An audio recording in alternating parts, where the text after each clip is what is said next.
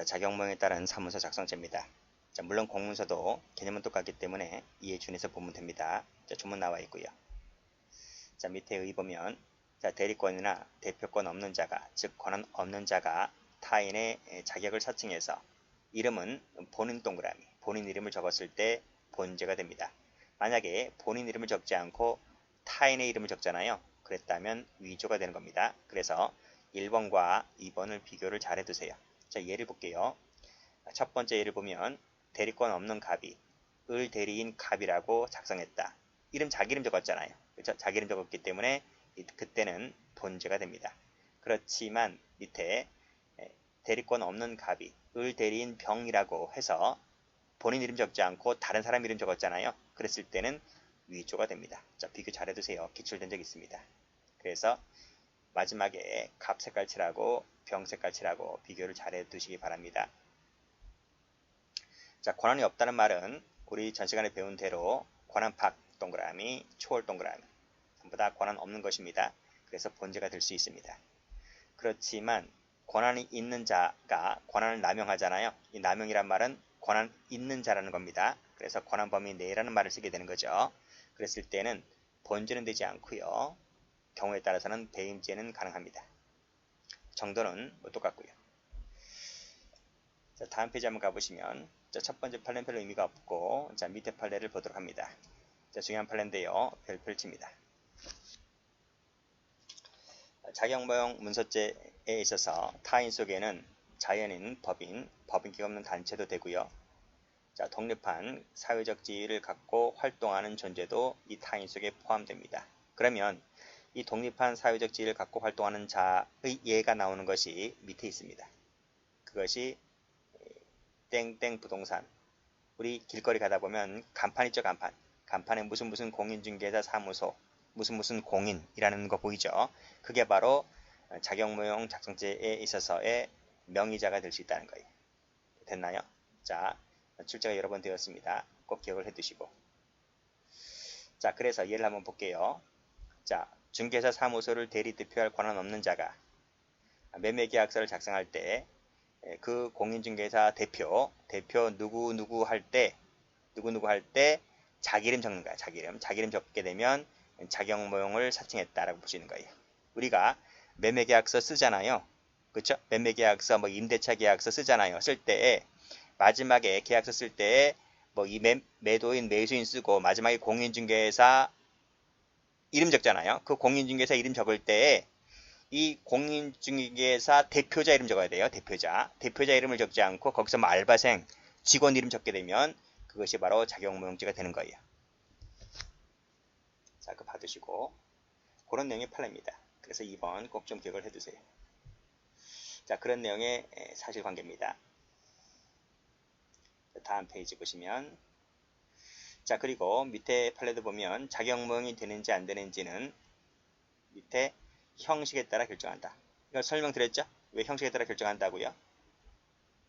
위조, 변조, 자격모형은 유형 위조라 했잖아요. 유형 위조이기 때문에 형식을 보지 내용을 보진 않아요. 자, 그런 내용이고 따라서 권한을 가진 자가 권한을 남용했다라고 했을 때 이것은 자격모형이 될 수 있어 없어요? 없는 거죠. 권한 있는 자는 위조, 변조, 자격모형 못한다 했습니다. 그런 공식입니다. 공식만 알면 아주 쉽게 풀 수 있는 거예요. 됐고 여기도 권한 있는 자죠. 권한 있는 자입니다. 위임받았으니까. 그래서 낮은 금액을 적어냈다라고 했을 때 권한 있는 자가 적었기 때문에 자격모형은 되지 않는 거예요. 자, 그런 내용이고 자, 다음 페이지 보시면 자, 죄가 되는 것 권한 없는 자죠. 여기도 유임계약을 해지했으니까 권한 없게 되는 거죠. 여기도 권한 없다라고 나와 있죠. 그렇죠? 이름은 자기 이름 적었어요. 타인 이름 적지 않고 자기 이름 적었죠. 여기도 자기 이름 적었죠. 여기도 자기 이름 적었잖아요. 피고인이라고 했을 때 본인 이름 적었기 때문에 즉 권한 없는 자가 본인 이름 적었기 때문에 자격모형죄가 될 수 있다. 이 내용의 판례입니다. 자, 그렇지만 밑에 보면 여기는 권한을 위임받았죠. 승낙받았으니까 여기도 해임하는 총회 결의를 취소하는 판결이잖아요. 해임을 취소하는 것이기 때문에 권한을 잊게 되는 거죠. 그래서 자격몽죄가 될 수 없는 겁니다. 취소하면 민법상 취소는 소급표가 있습니다. 그래서 권한을 잊게 되는 거, 권한 없다가 잊게 되는 거예요. 자, 됐고. 자, 그 다음 비교할 것이 이 4번입니다. 이 4번과 비교할 것이 밑에 3번입니다.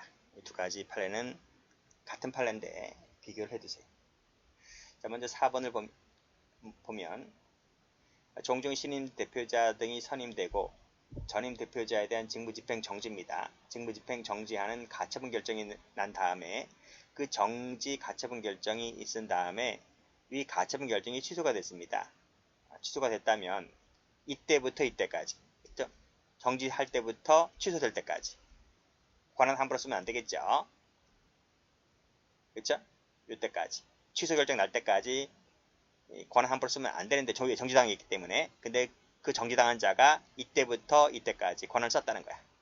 그쵸? 자기 이름을 갖고 대표 자격 행사를 했다는 거야.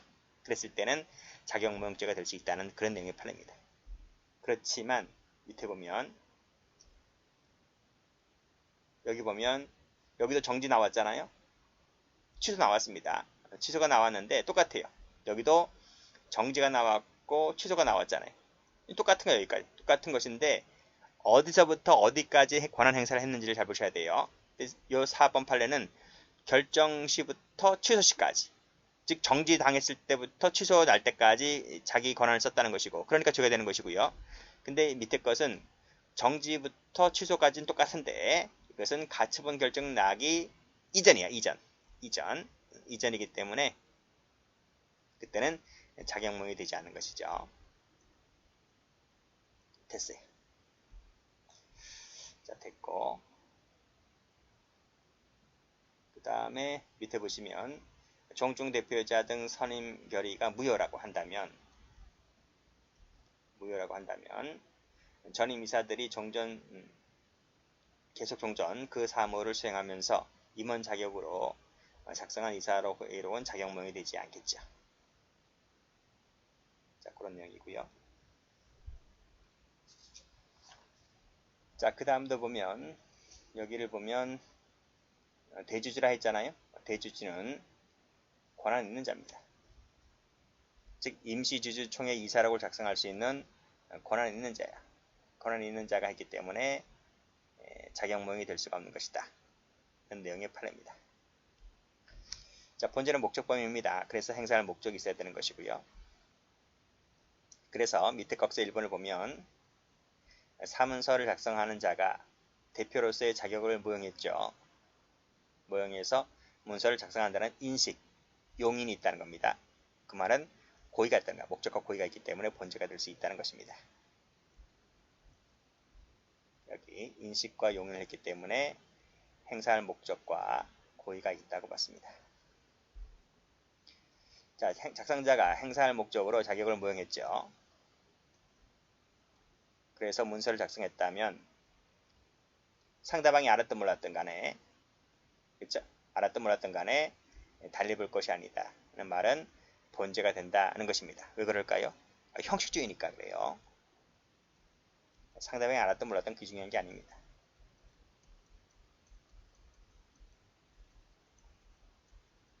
자, 됐고. 자, 그 다음 갑 대표의 대표이사인 피고인이 갑회사와 을회사의 총괄 대표이사의 자격으로, 여기서 문제되는 것은 갑 말고 을입니다. 을회사. 요 이사 자격이죠. 라고 했을 때 자기가 분명히 자기는 이 피고인은 갑회사의 대표이사입니다. 갑회사의 대표이사이지 이 사람은 을회사의 대표이사가 아닌 거예요. 그래서 이 피고인은 을회사의 대표이사가 아니라고 하는 것을 알고 있었던 거예요. 알고 있었다. 고의가 있다는 겁니다. 목적도 있고. 그래서 본제가 될 수 있다는 내용의 판례입니다. 자, 그 다음 똑같아요. 자격을 무용을 행사했다는 것을 인식 용인했다면 고의가 있다는 것이죠. 똑같죠? 위에 거랑? 자, 그 예가 2번입니다.